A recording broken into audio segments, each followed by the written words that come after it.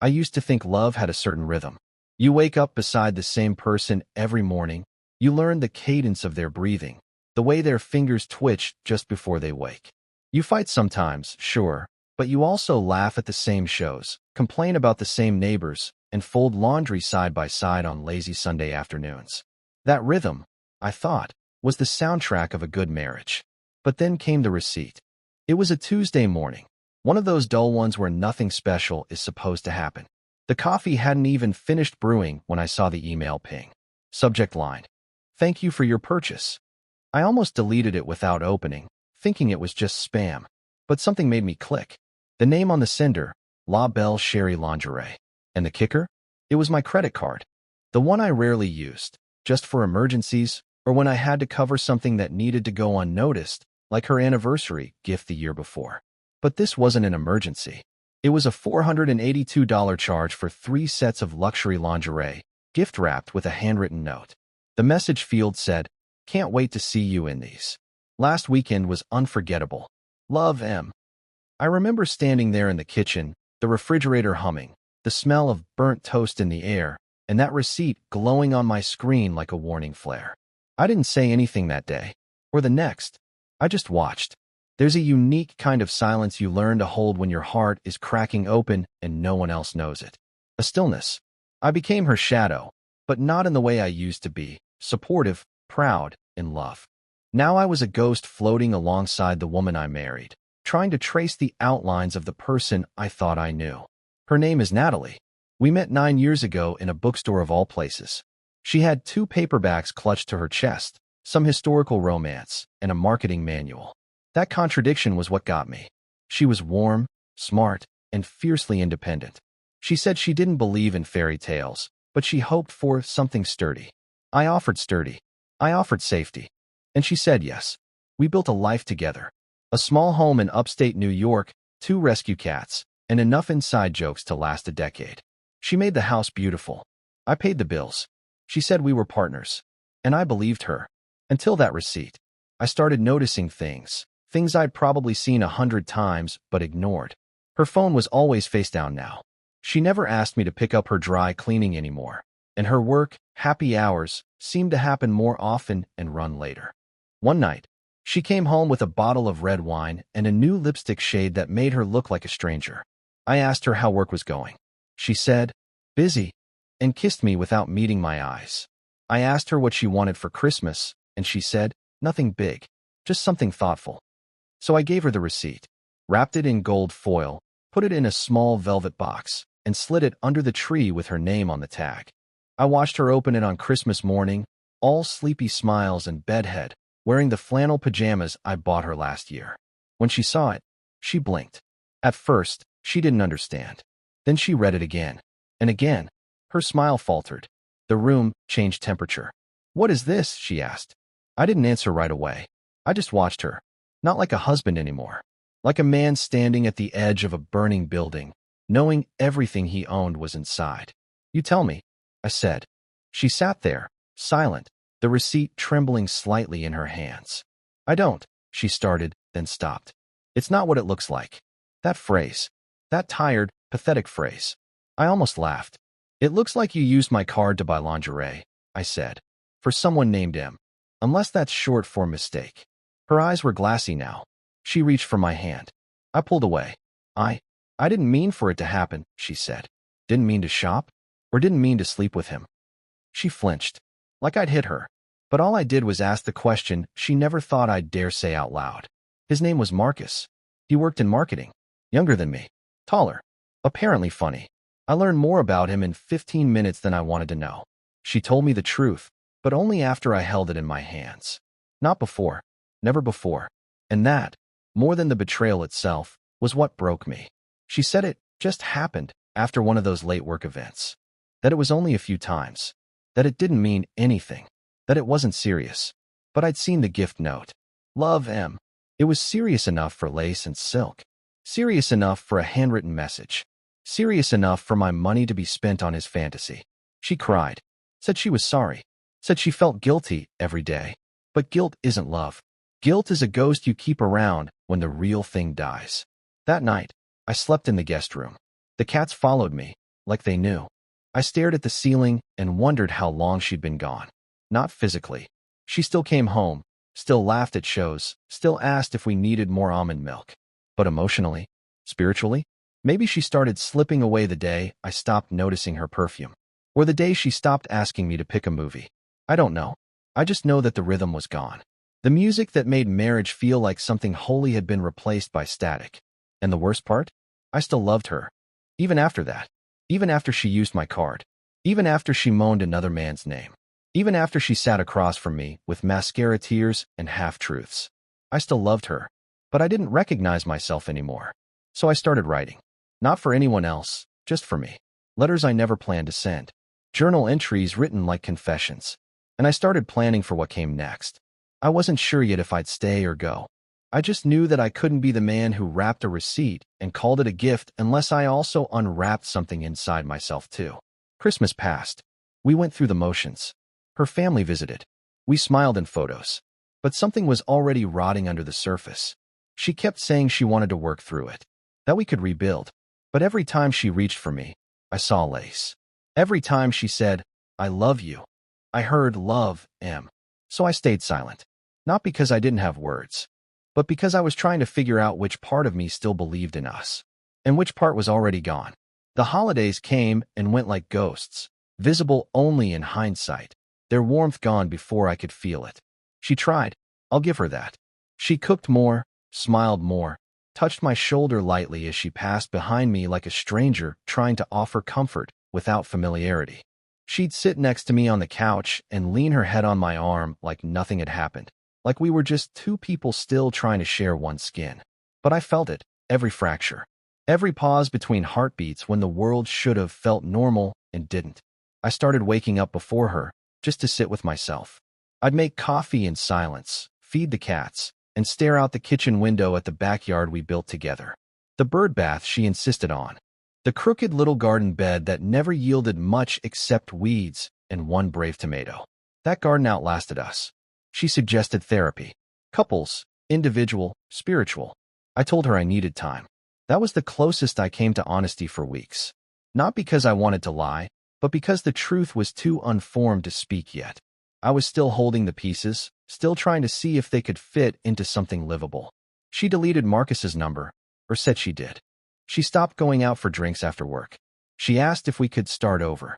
I didn't answer. I couldn't. Not yet. Instead, I took up walking. Hours at a time, around the neighborhood, through parks, along streets where no one knew me. I walked until I couldn't feel the tightness in my chest. I walked to remember who I was before I was her husband. And slowly, memories trickled in. I remembered a younger version of me, before Natalie, before marriage. A guy who played guitar in college bars, who once wrote bad poetry in a coffee-stained journal, who believed love didn't need receipts or justifications or balances. That guy felt impossibly far away. But the walking helped. The silence helped. And writing helped, too. One night, maybe 2 weeks after Christmas, I found myself in the garage. I pulled down the old boxes we'd stuffed with wedding mementos, ribbons, vows, photographs. I sat on the concrete floor, cross-legged, and sifted through it like an archaeologist trying to piece together the story of a long-dead civilization. Our wedding vows were scribbled on matching stationery. I read hers twice. She promised to always protect the heart you gave me. And maybe, in her mind, she believed she had. Maybe she told herself that what happened with Marcus wasn't about us, wasn't about what we lacked, but about what she was missing in herself. Still, she let someone else touch the heart I gave her. A week later, I made a decision. Not about leaving. Not yet. But about confronting the truth between us with no more games. No more velvet boxes hiding broken things. It was a Saturday morning. She was sipping tea on the porch. Wrapped in that robe, I gave her our second Christmas together. Her hair was still damp from the shower, curling around her cheeks the way I always loved. I sat across from her. She smiled, hopeful. "I need to ask you something," I said. She set her mug down slowly. "Okay. Was it worth it?" Her lips parted, confused. "What?" "Him. The lingerie. The lie. Was it worth what it's doing to us right now?" She stared at me, eyes glossy again, but not crying yet. She shook her head. "No, it wasn't. It was... I don't even know what it was. It was a mistake." "I know it was a mistake," I said. But that doesn't mean it wasn't a choice. Her silence was heavier than any answer she could have given. I didn't cheat because I didn't want to hurt you, she whispered. But I did anyway. And I hate that I don't know why I did it. I hate that you have to carry it. For the first time in weeks, something cracked in me. Not anger, not pity. Just this aching fatigue, like I'd been holding my breath since the receipt arrived, and now I could finally let it out. I know why you did it, I said. You wanted to feel wanted. Special. Seen. Maybe I stopped showing you those things. She blinked. You didn't stop loving me. No, I said. But maybe I stopped loving myself enough to notice how far we were drifting. It felt strange, saying that aloud. Like admitting that I had also let pieces of us slip through my fingers while I was too busy providing, surviving, existing. She reached for my hand again. This time, I let her. I don't want to lose you, she said quietly. And that's the part that nearly shattered me. Because I still didn't know if I wanted to be found. That night, I sat in my office and opened a blank document. Not for work. For me. I started writing a letter. Not to her. Not even to Marcus. But to myself. A version of me that existed before all of this. Dear me, you didn't fail. You gave your love honestly. You showed up. You listened. You trusted. And yes, you missed some signs. You got too comfortable. You assumed love was enough. But that doesn't make you weak. It makes you human. It's okay to grieve what you thought your marriage was. It's okay to feel pain and not have a plan. But don't stay here forever. Don't let this be the only song in your heart. There's still music in you. Find it. Love. You. I didn't print it. I didn't share it. But I wrote it. And somehow that mattered. Over the next few weeks, we began the slow, awkward process of trying. Not just to fix things, but to rediscover if there was anything left worth saving. We talked more, stayed up late on the couch, asked questions we used to avoid. Some nights, it felt like there was hope. Other nights, like we were just dragging a broken boat through dry land. She made mistakes. I did too. But the difference was, I stopped pretending that trying meant pretending nothing happened. I remembered that forgiveness isn't something you owe someone because they're sorry. It's something you offer yourself so you can stop bleeding. And I wasn't done bleeding yet. Not even close. Spring came slowly that year. It rained more than usual, the kind of rain that made everything feel like it was holding its breath. The trees in our neighborhood bloomed late. The garden was still mostly dirt. But something about that delay felt right, like nature itself understood what I was going through, like healing needs its own rhythm. Natalie and I kept trying. Some days, she held me like she remembered. Other days, it was like we were both reaching for something already gone. She said the right things, more often than not. She was present, attentive. She went to therapy. She journaled. She cried, sometimes without prompting. And I existed in this strange limbo between loving her and leaving her. But something in me had changed. Once you see someone you love through the lens of betrayal, it's like looking at a photo where the exposure's all wrong. You can still make out the outlines, the shapes, the familiar smile, but it doesn't feel the same. The warmth's gone. The lighting's cold. That's how it felt, like I was living with a stranger who wore my wife's face. Then one night, I found the journal. I wasn't snooping. I was looking for a spare phone charger in her nightstand. And there it was, a small, leather-bound notebook tucked between her books. I paused, and then I opened it. It wasn't a diary, not really. It was more like fragments. Little pieces of her thoughts scrawled in the margins. Lists, quotes, regrets. I read one page. I keep dreaming he wraps another receipt in gold paper and leaves it on my pillow. This time it's for a hotel room. And he's the one who's gone. That was the moment I knew. She was waiting for me to end it. Not because she didn't want us to work, but because she knew, deep down, that I was already halfway out the door. And she didn't have the strength to finish what she broke. The next morning, I made coffee like I always did. She came downstairs in a robe, hair a mess, still beautiful in that complicated way. She sat across from me and said good morning. I didn't respond. I just slid a small box across the table. Same wrapping paper. Same gold ribbon. Her fingers hesitated, trembling. She knew. She opened it slowly. Inside wasn't a receipt this time. Just a single envelope. Inside that envelope was a letter. My handwriting. Nothing fancy. Just the truth. Natalie, you were my home. And I'll never regret loving you. But this house burned down a long time ago. And we've both been pretending we can still live in the ashes. You're not a villain. You're a person. A flawed, beautiful, lost person. And so am I. I forgive you. Not because what you did was small, but because carrying the weight of your mistake is breaking me more than the betrayal ever did. But forgiveness isn't the same as reconciliation. I can't stay.